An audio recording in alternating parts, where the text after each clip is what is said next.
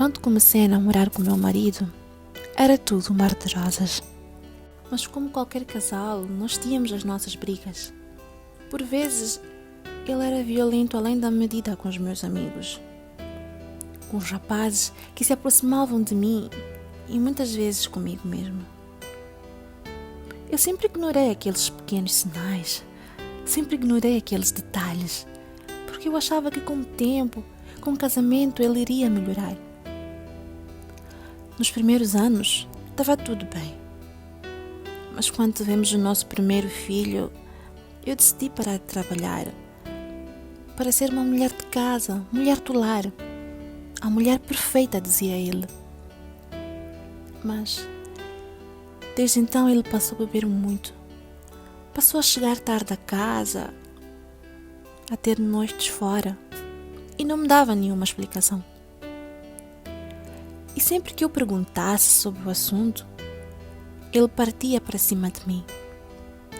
Durante anos isso me desgastou e hoje eu estou assim.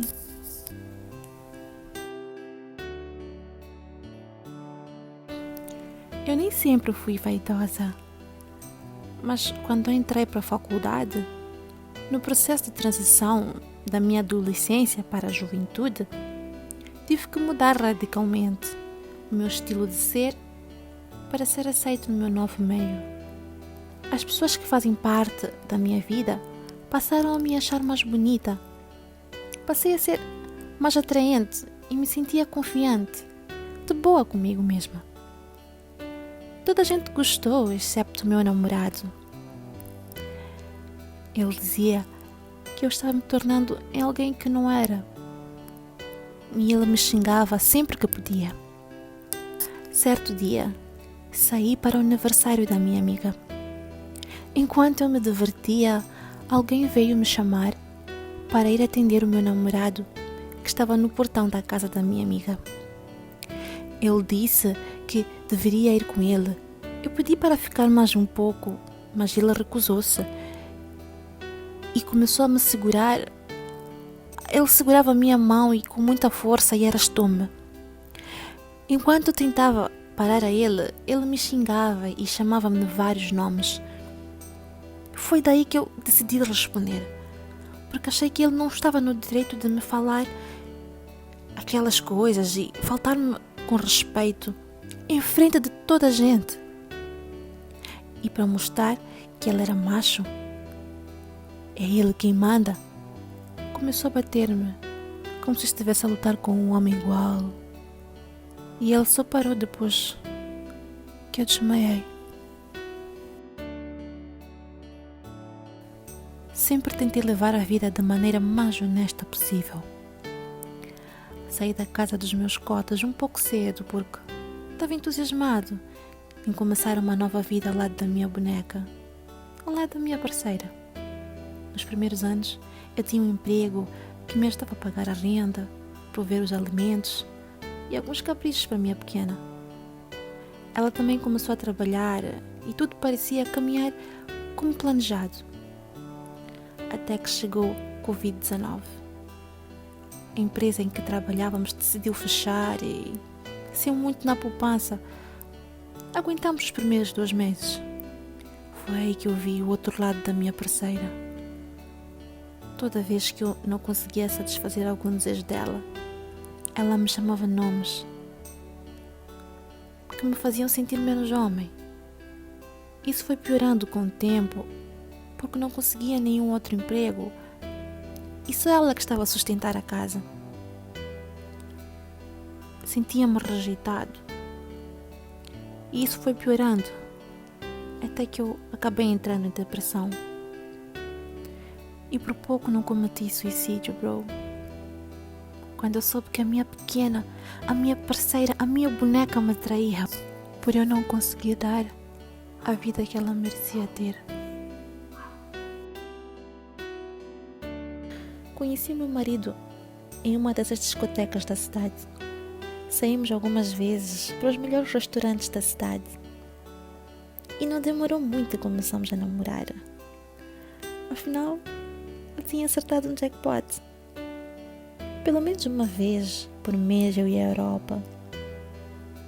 fazia umas compras na Saint-Gelger, algumas vezes acompanhada do meu marido, outras vezes das amigas, ou até mesmo sozinha.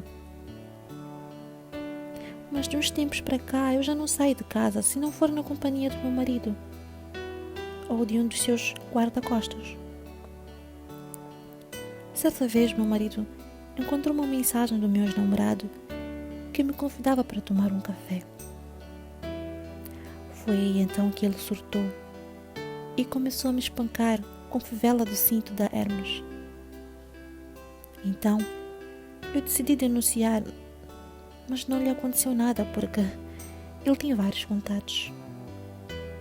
Voltei à casa dos meus pais.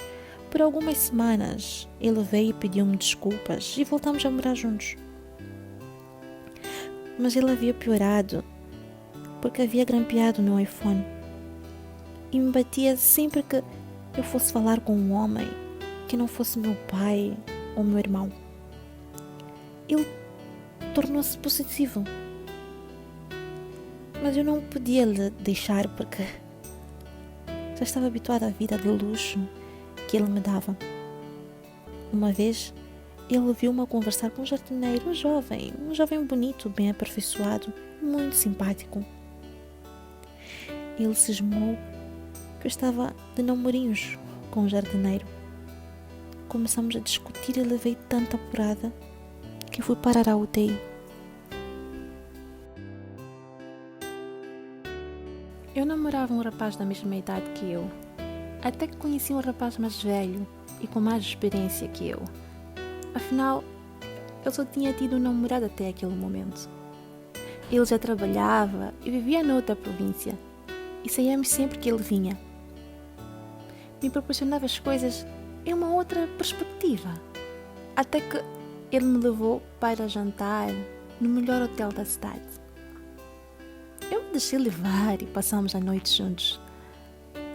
Poucos meses depois, eu descobri que estava grávida dele. Eu avisei-lhe, mas ele se recusava a assumir, alegando que o filho que eu carregava era do meu namorado.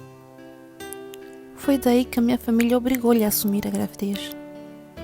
Passamos a viver juntos e ele sempre implicava com o fato de eu ter engravidado dele na altura que eu ainda estava a namorar com o meu ex. Por esse mesmo motivo, ele me tratava tão mal, mas eu não podia voltar para casa porque era tão longe. Certa vez, a briga começou porque, segundo ele, não havia sal suficiente na comida. E ele começou a beirar comigo e voltou a implicar com a minha gravidez. Só que desta vez ele foi longe demais porque decidiu bater-me até que eu perdi o meu bebê.